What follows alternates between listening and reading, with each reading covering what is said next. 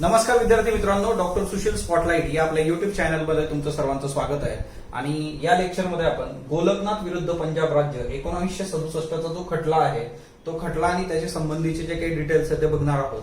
तर एकंदरीतच जे काही आहे की खटल्यांची जी काही सिरीज आपण सुरू केलेली आहे तर त्याच्या अनुषंगाने बऱ्याचशा गोष्टी महत्वाच्या आहेत की ज्या येत्या काळामध्ये राज्यसेवा मुख्य परीक्षेमध्ये तुम्हाला हेल्प होऊ शकते त्याची, किंवा युपीएससी मेन्स असेल, प्रिलिम्स असेल, तर त्या सर्व दूर हे खटले फार महत्वाचे आहेत. गोलकनाथ विरुद्ध पंजाब राज्य खटला हा 1967चा. तर याच्यामध्ये सगळ्यात महत्वाच्या गोष्टी ज्या आहेत त्या म्हणजे काय की कलम 13, भारतीय संविधानातलं कलम 13, त्याच्यानंतर 9व परिशिष्ट, या दोन गोष्टी याच्यामध्ये प्रामुख्याने आहेत. आणि दुसरी महत्वाची गोष्ट की आपले जे मूलभूत अधिकार आहेत जे आपल्याला भारतीय संविधानाने दिलेले आहेत त्या मूलभूत अधिकारांच्या बाबतीमध्ये संसद काही चेंजेस करू शकतं का, तर हा पण एक महत्वाचा मुद्दा तिच्यामध्ये आहे. तर सगळ्यात पहिली गोष्ट आपण या दोन गोष्टी आधी समजून घेऊयात, मग आपण गोलकनाथ विरुद्ध पंजाब राज्य या खटल्याकडे वळू. कलम 13 काय आहे, तर कलम 13 नुसार एक गोष्ट क्लिअर केलेली आहे की जे काही कायदे आहेत, कायदे जे बनवले जातात तर ते कायदे हे संविधानिक तरतुदींना धरून असले पाहिजे. म्हणजे कायद्याच्या ज्या तरतुदी आहेत त्या संविधानातल्या तरतुदींना धरून असल्या पाहिजे, तर आणि तरच तो कायदा अस्तित्वात येणार. जर कायदा संविधानिक तरतुदींना धरून नसला तर तो कायदा रद्दबादल केला जाऊ शकतो. तर हे कलम 13 मध्ये सांगितलेलं आहे. तुम्ही कलम 13 मध्ये लॉ नावाचा जो काही घटक आहे त्याच्याबद्दलचे हे डिटेल्स. 9व परिशिष्ट किंवा 9व शेड्यूल, तर हे 9व शेड्यूल जे होतं ते पहिल्या कॉन्स्टिट्युशनल अमेंडमेंट ऍक्टने म्हणजे पहिल्या घटना दुरुस्तीने आपल्या संविधानामध्ये आलं होतं. याच्याशी संबंधित शंकरी प्रसाद केस सुद्धा आहे, त्याचेही रेफरन्सेस याच्यात येत राहतील, सो ते मी वेळोवेळी तुम्हाला देईल. तर हे 9व परिशिष्ट काय आहे, जर एखादा कायदा 9व्या परिशिष्टामध्ये ऍड झाला, म्हणजे एखादा कायदा आहे तो जर या 9व्या परिशिष्टामध्ये तुम्ही ऍड केला तर त्या केसमध्ये त्या कायद्याबद्दल बोलण्याचा अधिकार सर्वोच्च न्यायालयाला नसतो. अशा पद्धतीचं हे 9वं परिशिष्ट होतं.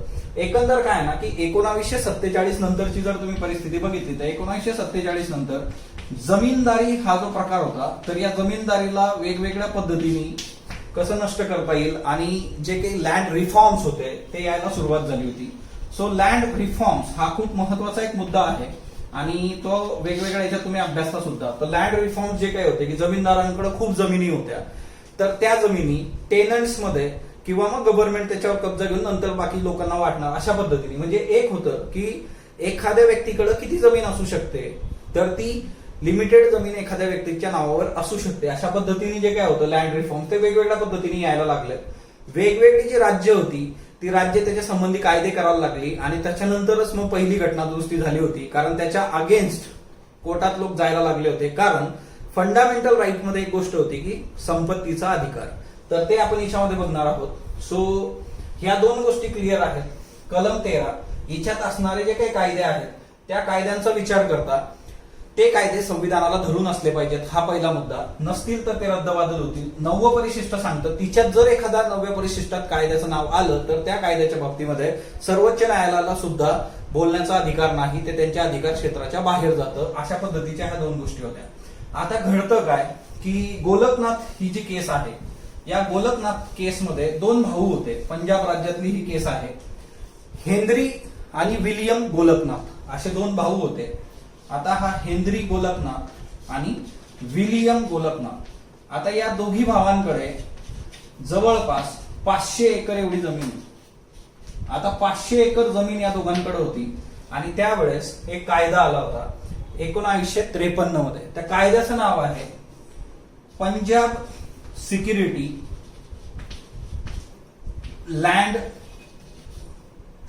Tenure act. हा एक कायदा आला 1953 मध्ये, 1953 मध्ये. या कायद्यानुसार एक गोष्ट समोर आली, लँड रिफॉर्म संबंधीचा हा कायदा होता की हेनरी आणि विलियम हे दोघी जे भाऊ आहेत ते प्रत्येकी 30 एकर एवढी जमीन स्वतःकडे ठेवू शकतात आणि बाकीची सगळी जी जमीन आहे ती टेनंट्स मध्ये, तिथं काम करणारे जे मजूर असतील त्यांना, आणि त्याच्यानंतर उरलेली सरकार ताब्यात घेणार.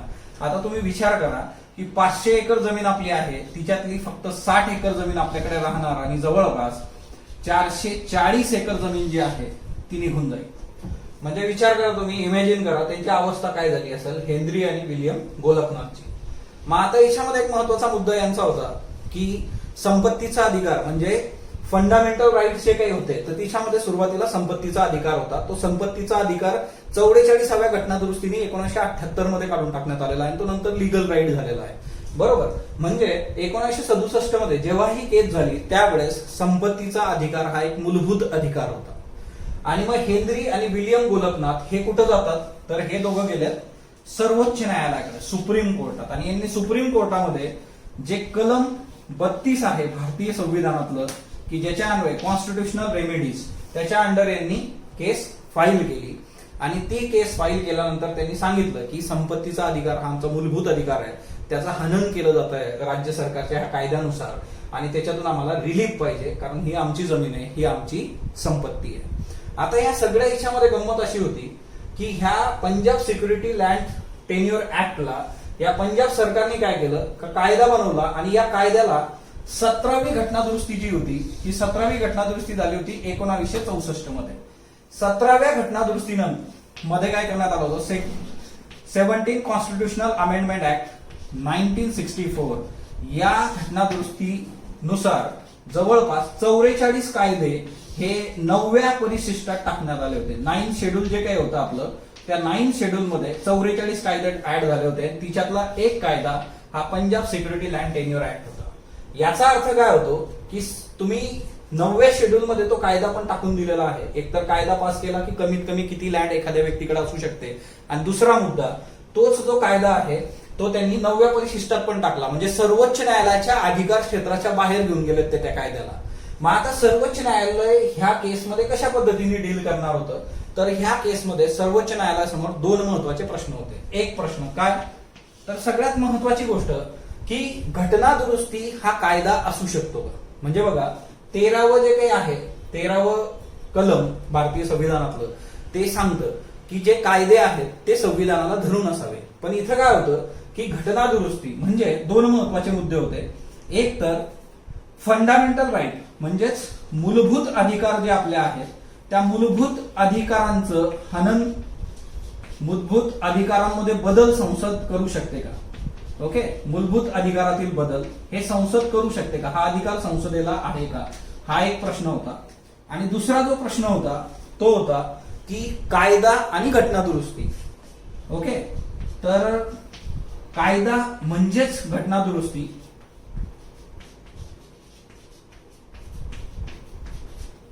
की कायदा आणि घटना दुरुस्ती या गोष्टी 2 वेगवेगळ्या आहेत. कारण शंकरी प्रसाद केस जी आहे 1951 ची त्या शंकरी प्रसाद केसनुसार या पहिला घटना दुरुस्ती जी होती जिच्यानुसार हे 9वं परिशिष्ट आलेलं आहे आणि हा प्रश्न बऱ्याच ठिकाणी विचारलेला पण आहे. तर ही जी 9व्या परिशिष्ट घेऊन येणारी पहिली घटना दुरुस्ती होती तिला चॅलेंज करण्यात आलं होतं शंकरी प्रसाद केसमध्ये. आणि तिथं एक गोष्ट होती की कायदा जो काही आहे आणि घटना दुरुस्ती या दोघी गोष्टी वेगवेगळ्या आहेत का. तर त्या केसमध्ये सांगितलं होतं की हा कायदा वेगळा आहे, घटना दुरुस्ती ही गोष्ट वेगळी आहे. आणि त्या केसमध्ये सर्वोच्च न्यायालयाने संसदेला जवळपास ऍब्सोल्यूट 100% जे काही असतं की तुम्ही संसदेच्या कायद्यांमध्ये संसद जी आहे ती संविधानात बदल करू शकते म्हणजे 100% त्यांना ती पॉवर देऊन टाकली होती. ही पहिली केस होती. दुसरी महत्वाची गोष्ट ह्या सगळ्या याच्यामध्ये आता ही घटना दुरुस्ती जी काही आहे तर ती ह्या सगळ्या केसमध्ये घटना दुरुस्ती शंकरी प्रसाद मध्ये हे क्लिअर केलं होतं की ह्या 2 वेगळ्या गोष्टी असतील. मग गोलकनाथ केसमध्ये महत्वाची गोष्ट येते की मूलभूत अधिकारामध्ये बदल करता येतो का संसदेला. आणि दुसरी महत्वाची गोष्ट की घटना दुरुस्ती ही कायदा आहे का. ओके. या 2 गोष्टींवर म्हणजेच कायदा या 2 गोष्टींवर ही केस चालली. ओके. आणि या 2 गोष्टींवर सर्वोच्च न्यायालयाने काय निर्णय दिला तर सर्वोच्च न्यायालयाने एक गोष्ट क्लिअर केली की जो शंकरी प्रसाद केस मधला स्वतःचा निर्णय होता तो सर्वोच्च न्यायालयाने बदलला आणि तिच्यात सांगितलं की घटना दुरुस्तीला आपण कायदा म्हणू शकतो. घटना दुरुस्ती हा कायद्याचाच भाग आहे आणि कलम 13 नुसार जर एखादी घटना दुरुस्ती ही संविधानिक ज्या काही तरतुदी आहेत त्याला धरून नसेल तर तो कायदा ती घटना दुरुस्ती रद्दबादल होऊ शकते. तर हा एक महत्वाचा मुद्दा होता. आणि दुसरी महत्वाची गोष्ट की मूलभूत अधिकारातला बदल. आता सगळ्यात महत्वाची गोष्ट जी आहे की मूलभूत अधिकारात संसद बदल करू शकते का तर ईशामध्ये गोष्ट एकदम क्लिअर केली सर्वोच्च न्यायालयाने की तुम्ही मूलभूत अधिकाराला हात सुद्धा लावू शकत नाही. संसदेला सरळ सरळ हे आव्हान होतं. याच्यातून पुढे काही गोष्टी घडल्या आणि याच्यात हे स्पष्ट होतं क्लिअरली की मूलभूत अधिकारात संसदेला बदल करता येणार नाही. तर ह्या दोन गोष्टी महत्वाच्या याच्यामध्ये, की गोलकनाथ विरुद्ध पंजाब राज्य घटना दुरुस्ती जी आहे तीच कायदा आहे, सो कलम 13 जे आहे. आणि दुसरं म्हणजे मूलभूत अधिकारात संसदेला बदल करता येणार नाहीत.